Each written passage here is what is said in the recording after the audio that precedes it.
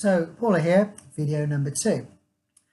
So following on from identifying the type of tamer that you want, whether that's going to be internal or external, I'm going to slightly focus here now on sort of identifying where your beast is lurking.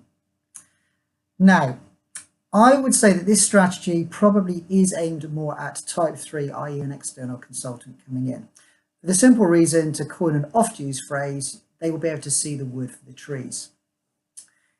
As I say, if you've got an internal tamer, the odds are they're going to be a little bit wrapped up in the company culture, they're going to be a little bit wrapped in the company ethos. There's probably going to be these invisible management aspirations.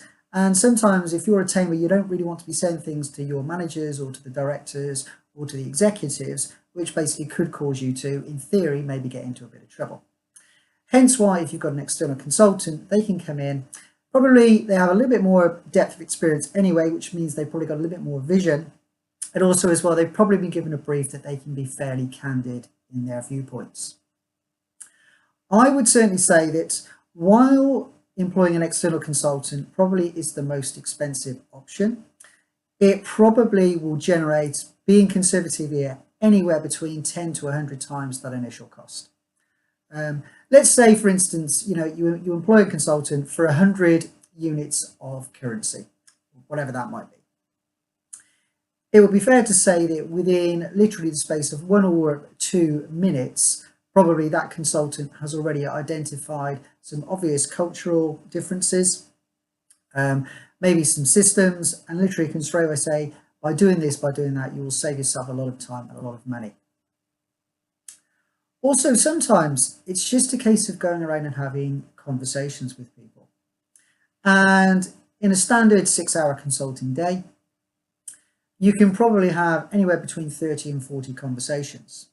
Now, they're not all going to be, half-hour debriefs. A lot of the time might just be, just over a cup of coffee, for instance. But by speaking to a wide range of people, the consultant will be able to get a gauge as to where the company is heading, its ethos, etc., and how the Excel strategy fits in with that. Another way that you can enhance this is once the consultants come in and basically spoken to everybody, you can then have little huddles, as I like to call them, whereby you can get 3, 4, 5, up to say 10 people, just get them into a quick breakout area and just say, look, what did you learn from the consultant coming in? So they might say, well, when we were talking to Paula, she identified that the service seemed quite slow, and there was a lot of lag between sort of calculation processing time, and also people just getting frustrated. And then if enough people say that, then somebody from the IT department might say, oh, actually, maybe we need to do whatever IT people do to sort of increase service speed. So a little bit out of my depth. However, I will always be able to have the conversation with the IT experts and just say, look, this is the outcome that we need, and they will do it. So as I say, get yourself an external consultant, literally 1 or 2 days, and it will pay for itself, say 10 or 100 times over. That's probably the only recommendation I could make if you really feel that your spreadsheet portfolio is really hampering you and impacting on your profitability. So I'll say this is Paula signing off from video 2.